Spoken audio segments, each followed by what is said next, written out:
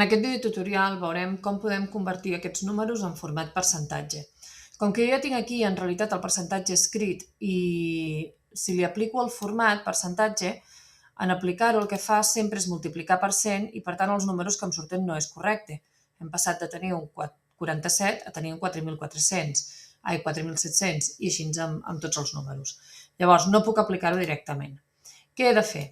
Una de les maneres de fer-ho, que no és l'única, però és una, que és bastant senzilla, és tu escrius un 100 a qualsevol lloc perquè el que volem és dividir aquests números entre 100 perquè quan jo apliqui el format que ell multiplicarà em tornin a quedar aquests mateixos. Llavors, copio aquest 100 i ara selecciono les dades i faig botó dret, enganxament espacial i enganxament espacial. Una vegada estem aquí, li diem que el que volem fer és enganxant dividint. Llavors el que fa ell és aquests números que jo tinc me'ls divideix entre el número que jo he copiat. Llavors, en el moment que jo cliqui aquí a divideix, faig d'acord i fixeu-vos que m'ha dividit els números. No em canvia res, no em surt cap fórmula, no res, o sigui, ara m'han canviat els números i ja està.